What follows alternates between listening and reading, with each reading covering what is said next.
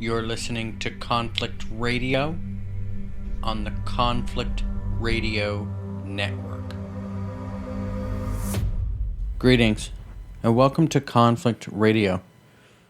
Today is Sunday, August 23rd, and I'm a little late in getting this episode up this week, but better late than never.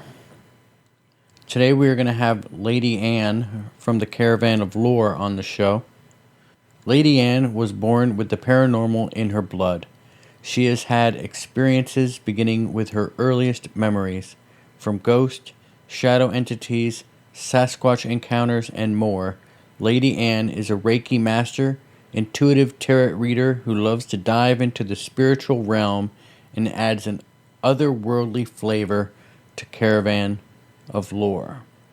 She has also been a guest on several other podcasts, including Into the Fray, Mojo Encounters, Lighting the Void, Beyond the Strange, Mysterious Circumstances, Spaced Out Radio, Missing Persons and Mysteries, Chasing the Truth Paranormal, and now Conflict Radio. So, let's just get right to it. We'll be back with Lady Anne right after this. Welcome back to Conflict Radio. We're with Lady Anne. She is the host of Caravan to Lore. Lady Anne, how are you today? I'm wonderful, thank you. I'm so glad to be here. We're glad to have you on. Now, the Caravan of Lore, why don't you tell us about that podcast? What's it about? The Caravan of Lore covers all kinds of experiences within the paranormal realms. I've interviewed experiencers, and I have interviewed authors and other hosts. We cover from Dogman, sometimes Sasquatch, haunted locations, ghost experiences, a little bit of UFO alien stuff, not a whole lot. Black-eyed kids, one of my favorite topics. So yeah, anything under the paranormal sun. Our last episode was on the black-eyed kids. If you haven't heard that, you should go listen to it because it really is chilling. I had an email from a listener, and he sent me a story, and then I was like, oh, I got to get this guy on with a guest, and I sure did. And he told the story of his encounter on the air. It was really interesting, so you should check that out if you haven't yet. Oh, yeah. No, I haven't heard that, so I will definitely check that out. Wow. Yeah, it's a great show. So, now, what got you started in the Caravan of Lore? Well, it's a funny story. So, originally, I was homeschooling my children, and we were doing a lesson about electricity and the development of entertainment. And so we were talking about, just sitting around and telling stories and singing songs, and then, the invention of the radio. And I grew up on Rin Tin Tin and Howdy Doody. And so after that lesson, I was sitting there thinking, well, I wonder if any kind of radio shows exist. I had not really I wasn't an internet person at the time or anything like that. So I got on and I searched, and I ended up coming across the world of podcasts. And I ended up meeting Shannon LeGros first, and when she was over on Sasquatch. And we became friends, and then I followed her over to Into the Fray. And my buddy Vance, him and I were bantering back and forth a lot on the main page. And a lot of people were like, man, you should do a show. You should do a show together. And so I was like, all right, and we started he began doing openers for Into the Fray. And then the openers got a little bit longer, and it turned into him and I editing them, and then it was started out as the Acrylic Ranch. And then the Acrylic Ranch, after a bit of time, because that was primarily on YouTube, and then Facebook Live a couple times. And then we had a long discussion about rebranding and going on to the actual podcast platform. Thus was born the Caravan of Lore. And I was interviewed on Into the Fray, And it was a really great experience to be able to have this place to share all of my experiences and everything that I've been through, because I've been through a lot since I was really little. After the interview, I had received so many messages from all over saying, you're not alone. I've experienced this too. And it was such a profound thing. It was really healing. And through the Caravan, that's something that I also want to provide, to let people in the community know that, you're not crazy, you're not alone. These things happen. They're real, Yeah. Now, you sent me a couple pictures of. It's really interesting. If you could describe what it is for people who aren't looking at the photo. The photos are going to be up on conflictradio.net. Just I'll put a link on the main page to check out the photos for the recent interview. So why don't you tell us what we're seeing here? Okay, well, I'll start with the story. I was out on my patio, and I was in an apartment complex at the time. And I was thinking about Earth Hour when, because I wanted the community to participate in it. I wanted to be able to see the night sky for that 1 hour. I thought it would be a really beautiful experience. And all of a sudden, out of the corner of my eye, there was this big smoke cloud. And I thought maybe somebody was vaping or something. I mean, it was big. And so it caught my eye. I look over and I'm watching it, and it sounds weird, but it materialized or formed into this humanoid looking, I don't know, being. And I watched it walk down the sidewalk that was down there. And I just froze. I have no fight or flight. It's just freeze. And it passed behind this tree, and the tree was like a sapling, so you should have been able to see it on either side of the tree, but it just disappeared like it went through this invisible door.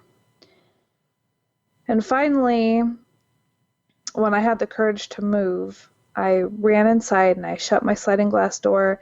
I shut my curtains, I locked it. I had grabbed my phone because I was going to call my sister, and I realized that the kids' window was still open, so I ran into their room with my phone. I shut the window, and I look up.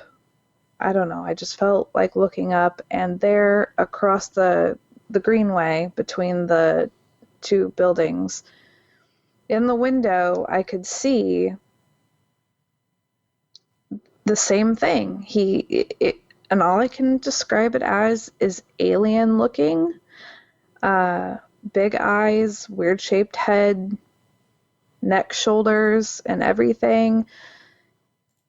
I took the picture and then just boom, shut the blinds, curtains, and called my sister. And I'm not somebody that just gets hysterical or shook up very easily because of everything that I've been through. But I did that night. I called my sister just a wreck. And so what I had done at that time, I sent the pictures to Vance, who was my co-host at the time with the Caravan, and I deleted the pictures because I didn't want any kind of energetic tie between me and whatever this was. And I was like, hold on to these. I don't know if I'll ever want to talk about it.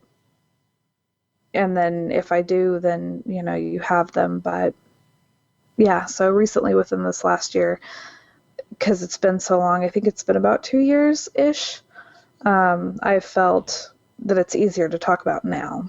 Yeah, they're definitely creepy photos. Really creepy. I'm looking at it here. So it will be on the website, conflictradio.net. So you want to tell us a story about your first experience with the paranormal? Well, one of my most intense experiences, I'll tell this one. I had to have been about 15. And I went over to my friend's house. She lived in a duplex.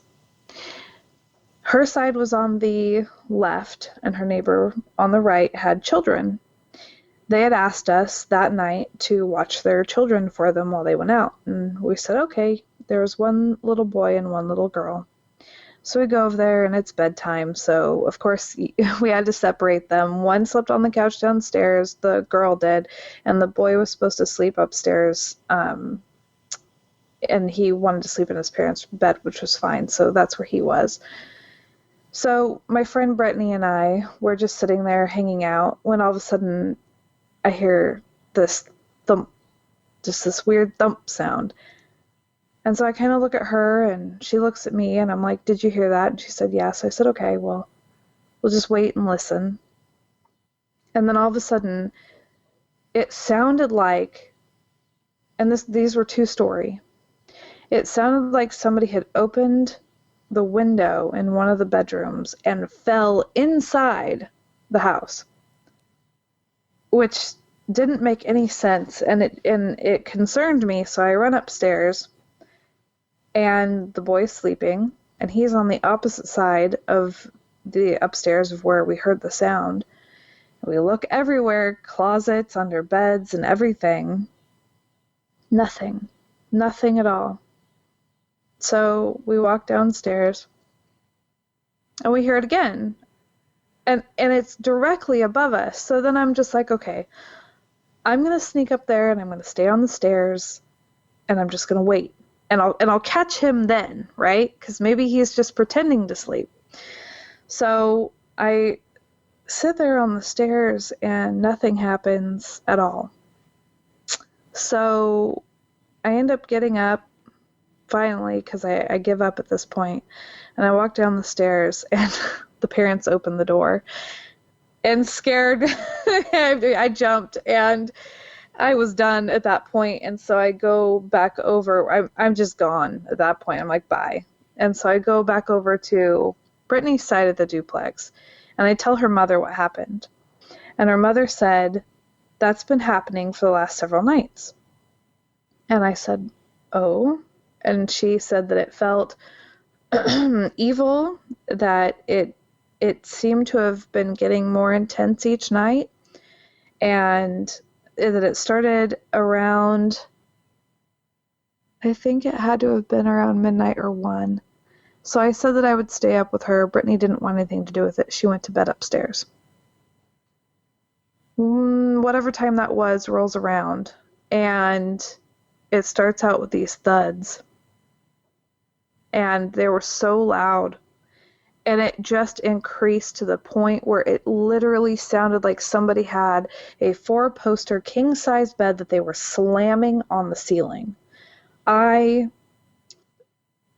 still get chills thinking about it, because it was so intense, and it wasn't just the sound that you heard, it was this feeling that went through your entire body. And the there was dragging and banging, and then it went on for hours, and I had tried to go upstairs, and when you stood upstairs again, there was just nothing at all. So by the end of it, her mother, she was praying, and everything just stops. But it's this weird, loud silence, like it's almost like your ears are ringing, and there's like a pressure, but the silence was so loud, and I've never experienced anything like that before or since. What do you think it was, now looking back? Well, I mean, with everything that I've heard and some research I've done, I mean, I wouldn't be surprised if it was some kind of evil entity, being, spirit. Something was angry, and other than that, I'm not sure. Did anything I'm somebody happen that in that complex? The what? Did anything happen in that complex? Not that I'm aware of. I wonder I if have to it's I be wonder if it's not careful. what this was here in the picture. Like maybe this has been attached to you for a while. You never know. I mean, that's a possibility. I've been sensitive since I was really little, and it's been something that I've struggled with a lot, especially in this realm of things, because I struggle with I want to look into stuff and I want to read more about things, but then it just opens me up more, and then more experience begin to happen. Um, I was researching some stuff about um, more of the demonology and evil spirits and stuff like that. And stuff began to happen in my house. Cupboards were slamming, there was footsteps, and I thought that maybe it was just me being scared. So I set up Audacity and I recorded it.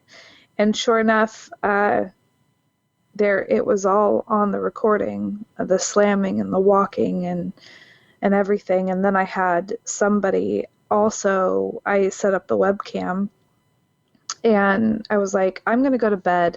If you want to watch this throughout the night.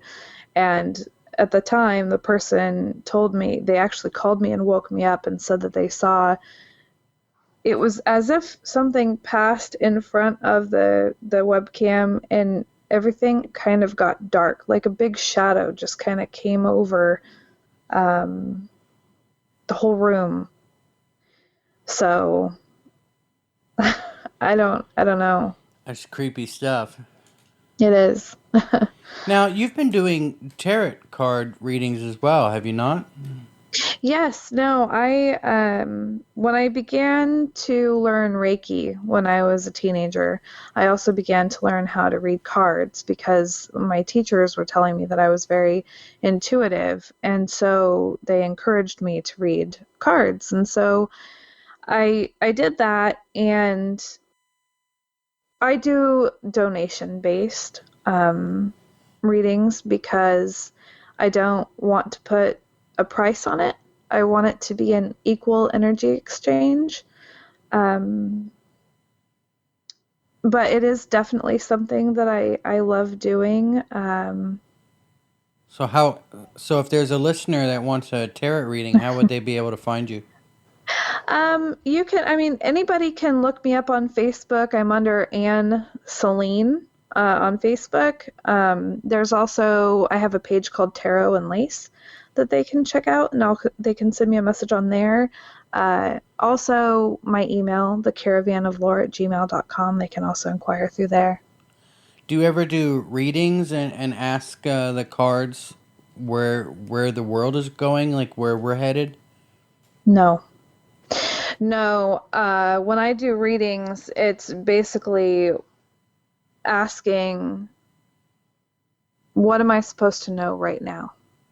What does spirit or the universe want me to know right now in this moment? Because I try my best to, like, this moment is what we have right now, you know? Yeah. So for people that don't know, could you explain exactly what tarot cards are, where they come from? What's the origination of those? I mean, I don't even know, honestly. To be honest, I began looking into like the Golden Dawn and some different occult studies. And I know that there is an entire world with the original tarot cards. It's not something that I have delved into because it is a almost like a lifetime long study. There's a lot of hidden images and meanings within each individual card in the original deck. And I have a lot of different decks. For me, I just focus on if I am called to a certain deck, then I'll pick that one up, purchase it. I've had decks that have been gifted to me. And then when somebody asks for a reading, usually I will see the deck in my mind and I'll choose that one. And then it's almost like when you're shuffling the deck, sometimes the cards will come out. Other times you fan them out and there's almost this, like if you hold two opposite magnets and there's that push feeling, Yeah. that feeling will be really intense in the palm of my hand over the card that I'm supposed to choose. And then usually as well, there'll be a number that pops in my head. So that'll be the number of cards that I choose and how I choose the cards. So a lot of people might think that tarot cards are evil, that by using them or even being involved in stuff like that is like a gateway to demons or evil spirits. Like, what do you have to say about that theory? You know, people also say that about meditation. Or the Ouija And board or it's it's one of those things where it's all about intention. Why are you doing it? What energy are you holding in your own heart? Because these are tools. So some people may think that they're guided by the universe. Some people may think they're guided by a god or a goddess. Other people believe that, they're guided by the hand of God, because there are angel decks and that have the different, like Archangel Michael, Archangel Raphael, and I do have some of those decks as well. It's intention, it's mind frame. It's definitely, I mean, if you use it for nefarious things and you're trying to be negative, then that's what you're going to get. But if you have a pure heart and love and light, then that's what it's going to be. oh, what about the Ouija board? Is that sort of the same thing? I noticed you had a Ouija board show up. Have you ever tried using a Ouija board? So, a story. All right. When I was younger, I made one on a TV tray, and it just kind of went into it was a figure eight. It didn't really do much. It didn't go to any particular letter. But afterwards, when I cleaned it all up, progressively each night, there was this very dark energy. It crescendoed one night when it legitimately felt like somebody was standing next to me and I could feel hands on my legs. And I laid there barely breathing. I didn't want it to look like I was breathing. I was terrified. And then I remember laying there most of the night just scared, and I don't know how I fell asleep, but I did. And then I woke up the next day. And of course, my grandpa was very religious, and he had the priest of our Methodist church that we were going to. He came out and he blessed the property, blessed my room and everything. And so he had the priest come out because he kind of found the Ouija board, is what you're saying? Because I told him what happened. I told my grandfather what I did. Okay. Because I was so scared. And so, yeah, he contacted the priest and he came out and blessed everything. And that night I laid down and I was still afraid. But I was feeling a little better and it didn't feel as bad. And I remember I was laying down. My window was on the left side of my room. My door was on the right. So I'm laying down on my left. I'm looking out the window and I can see this pulsating light that's almost like a white and a blue light. It's slowly pulsating, and I'm thinking, okay, that's weird. Did my TV come on? Is the reflection from my dad's TV in my room? Like, what is this? And so I roll over, and at the end of my bed, there is this bright blue-white pulsating light. Like, it's all I could see. And I sit up because I'm wanting to go towards it, and it disappears like it was never there. And this wave of peace and love and tranquility came over me that I've never before felt before or since. And I never had the experience that I did after using the Ouija board. But I think that it was my fault. It's not the Ouija board, because recently what I'm learning, whether you have a tarot deck, whether you have a pendulum, or you have a Ouija board, you have to know how to use these tools. You're not just going to go out and cut down a tree with a chainsaw when you've never started one before. You have to know how to use your tools. And I didn't know how to use it at the time. And now I know more about energy and protection, especially through my experiences with Reiki and other energy work. And so now I do have a Ouija board. I have not used it yet because I'm still trying to study as much as I can on it. But I am definitely more knowledgeable, empowered, and less afraid. So you haven't used one since then? Correct. What did your grandfather do with the TV tray? Oh, nothing. I mean, because I had used pieces of paper. So the paper and everything had already been, disposed of. And then we just put the TV tray back. What did you use as a pendulum? I'm just curious. The planchette was a cup. Yeah, is that what it is? A planchette? Yeah. Did I say it wrong? Yeah. You said pendulum. That goes to show you how much I know about Ouija boards. Now, I used one when I was younger, I guess in my high school days, and this guy came on there. I don't know if it was real or somebody just one of my friends just messing with me, but he said that his name, I'll never forget it. He said his name was Sebastian, and that he had killed me in my past life. Wow. Pushed me in front of a horse-drawn carriage on the street, and the horse-drawn carriage had run me over because he wanted to be with my wife. Wow. Yeah. And how did that make you feel? It was creepy. It was definitely creepy. It was a creepy experience. It was. Did it resonate with you? Did you get any memories when you heard that? No, not at all. I mean, it was one of those things, like, I don't know if somebody was messing with me or, I mean, Right.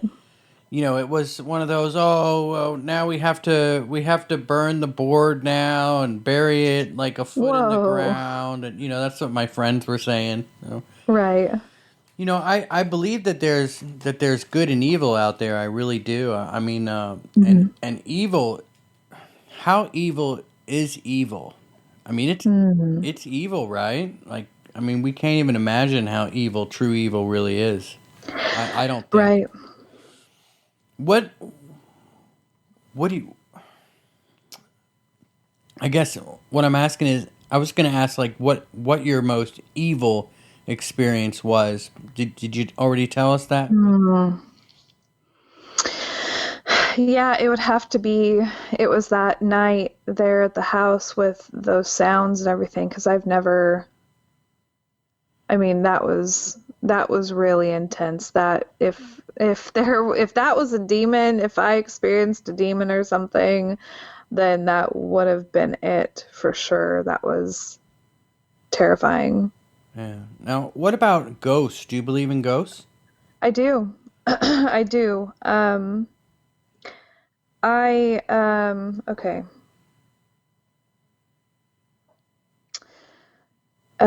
So I haven't told anybody this. Okay. So my grandfather,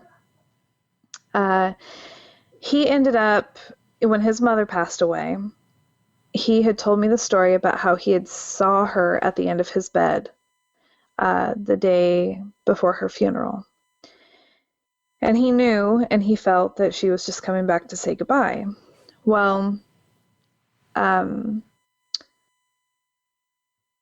after he passed away, and after he had told me that, I was really little, and I remember saying, well, when you guys die, will you say goodbye to me? you know, and he was like, well, of course, if we can, and then when he passed away, it was about a month later, I had a dream of him. And it was one of those things where you just feel and you just know, but that's in dreams. I had a recent experience When you that when you say recent, you mean like how recent? last June. Okay. It was in June. I have a spirit box, one of those SP7s or something. I can't remember the numbers. But it's where it scans through the radio stations, and you can hear, like, you ask the questions, and you can hear words that will come through. They've done it on like Ghost Adventures, and they did it in Hellier. Um, so I have one of those that I've been wanting to use, and I've used it a couple times, and it seems to be.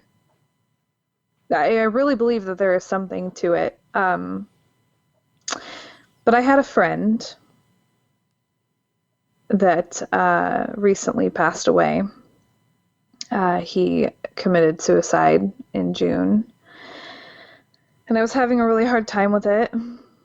And something I just felt like trying to see if I could reach out to him, and I ended up turning that on, and I I swear that I heard his voice come through it. What did it say? It was hard to discern the words.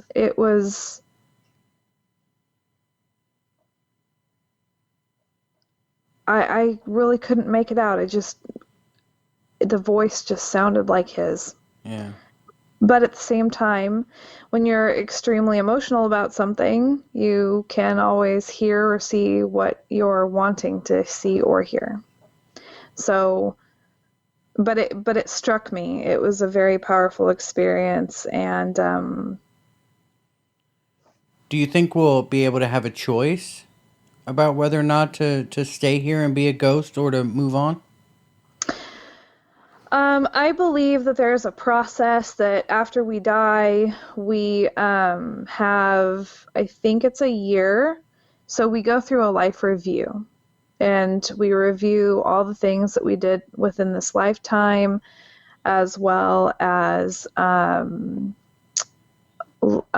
everything that we were connected to, everyone that we were connected to. We get to see how they're going to live their lives and how things are going to turn out for them. And within that year, we can really look like we can help them and kind of be that guardian angel. But after that year, we decide, okay, are we going to become an ancestor and stay as a spirit, or are we going to reincarnate because there are things that we didn't achieve that we wanted to? Because I believe that we're here to learn unconditional love.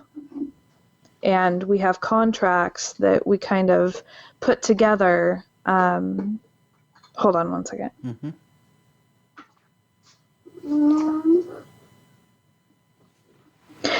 But we have contracts that we kind of put together that enable us to learn and be able to embody true unconditional love. Well, hopefully we can learn it, because this world is getting insane, is it not? Yeah, no, it definitely is. And it's one of those things where I truly believe that to heal the world, you really have to heal yourself.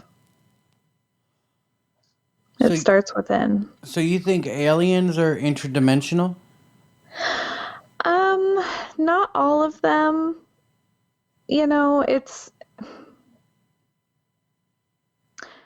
I think that there's just all different, you've got your ghosts, you've got your demons, you've got aliens that maybe live on other, I don't know, dimensions or planets, or that's just such a foreign world to me. I don't know. It definitely is something to think about. That's for sure. Or if ghosts, even ghosts could be ghosts from another dimension. They might not even be ghosts at all. It could just be figments of a different reality that we're seeing. Yes, I have heard about that. That would be that would be really interesting. So, on your Caravan to Lore show, what was your favorite guest? My favorite guest. Oh man.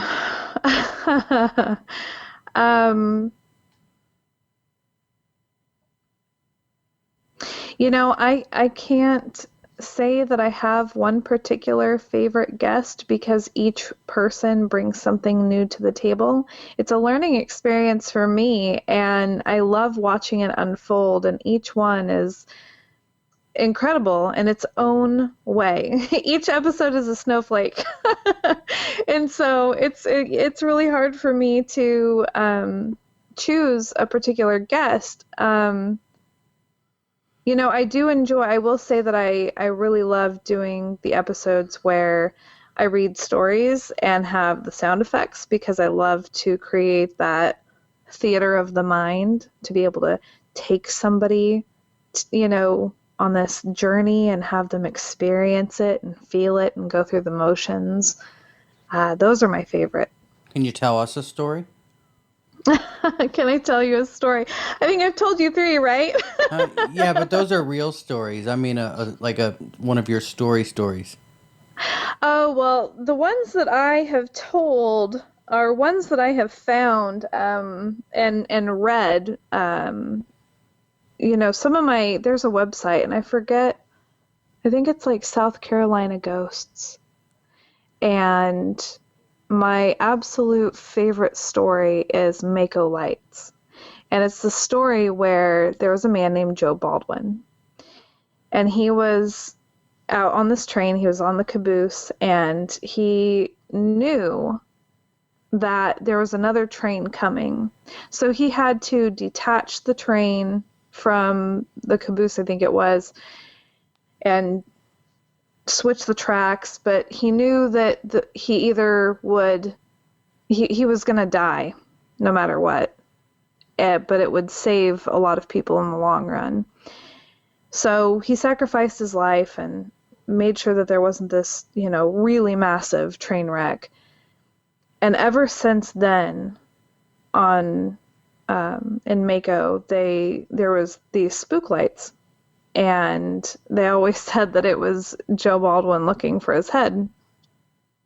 So that's always been my absolute favorite story, and I believe that I have that one narrated. We actually have a secret section on the Caravan. I'm not going to give it away, but there is a secret door somewhere on the website that when you go through the door, there are a lot of narrated stories like that one that you can listen to, little bonus ones that have not been aired before on any episode. And what's that website? It's thecaravanoflore.com.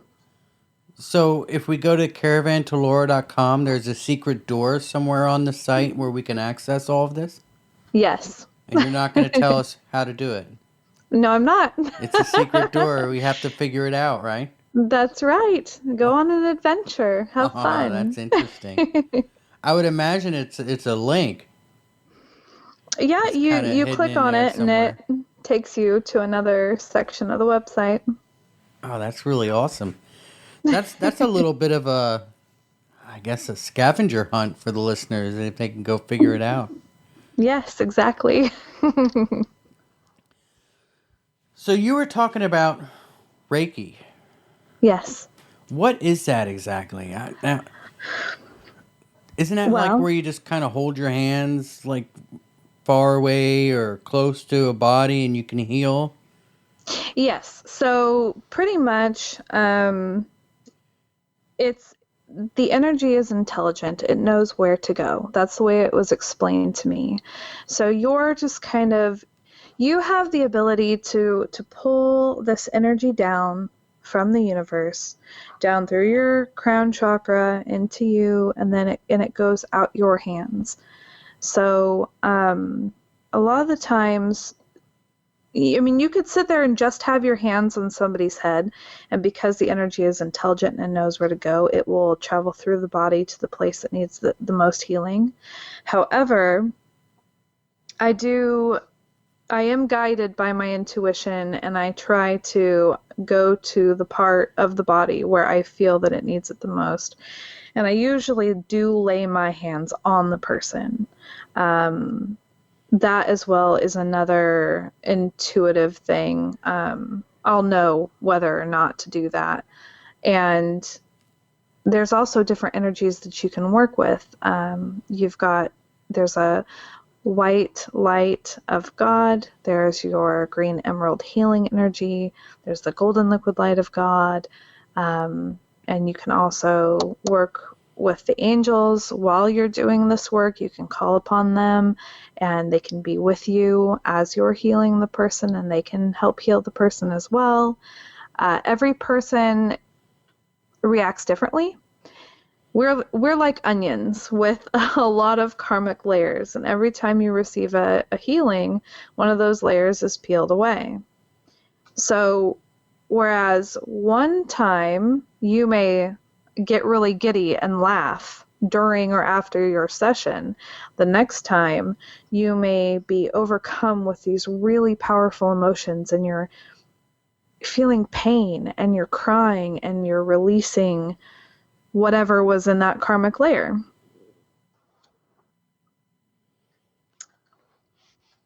So, what about frequency? Frequency.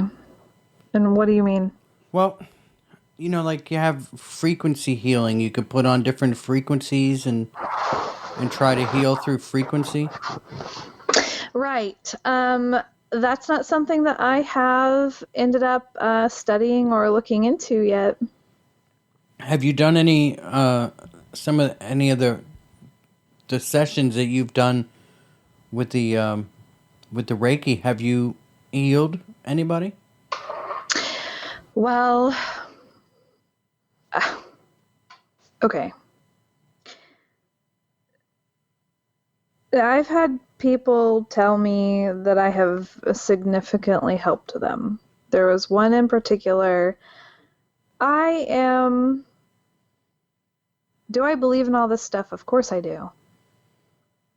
But I also don't really tout myself as any kind of thing. I'm not this miraculous healer. Because what's supposed to be will be. If it's supposed to help, it'll help. I don't necessarily say that it's me, because it's also that person. It's the energy. It's the, whatever you want to call it, God or the universe. But there was one person who had sprained their ankle, and they had went to the doctor and got the diagnosis, and everything was, set, and he was really upset about it because he had a baseball game that he wanted to play in.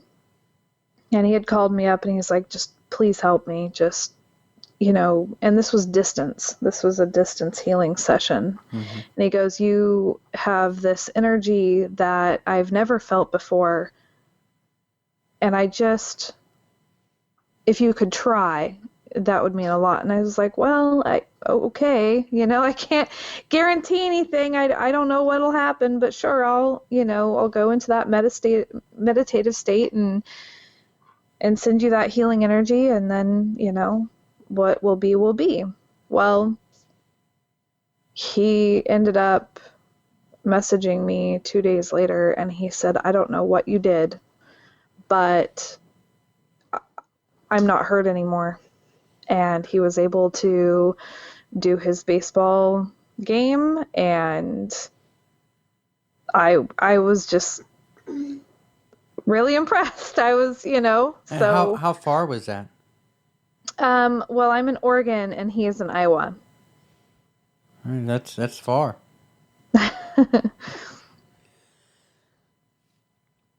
So I guess moving on, as far as being a host of your own podcast, hmm what what have you learned What have I learned? through all Oh of it? my gosh.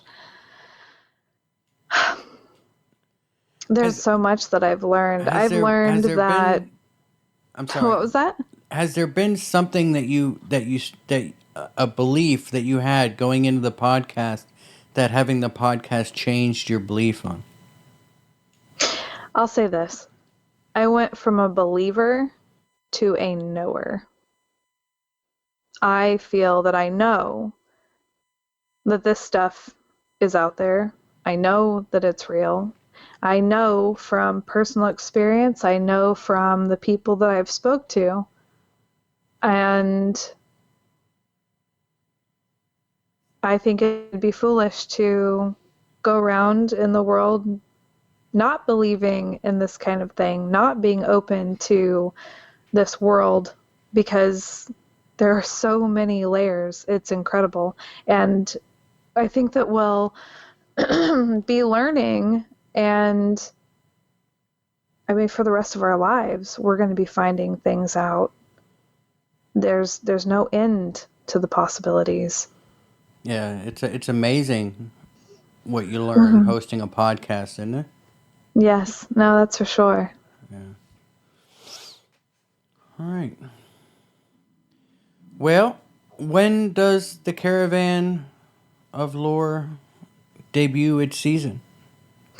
Well, we just finished our preseason, kind of a peeky-boo at what's to come. I'm really super excited. October 1st is going to be our um, bringing back and getting into our actual season, and we're going to run until January. Um, yeah, I can't wait. We get to celebrate all the spooky holidays, Halloween and Yule, and oh, I'm just really excited. You have a new co-host, don't you? I do. Her name is Heather Mosier, and she has helped with Small Town Monsters on some of their documentaries that they've done. She's absolutely incredible. She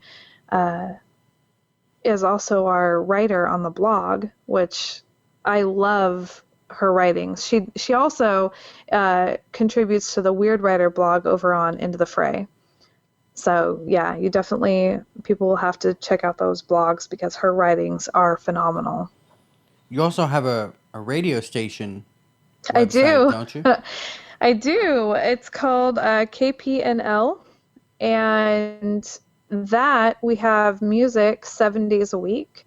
We have paranormal podcasts after 5, 7 days a week.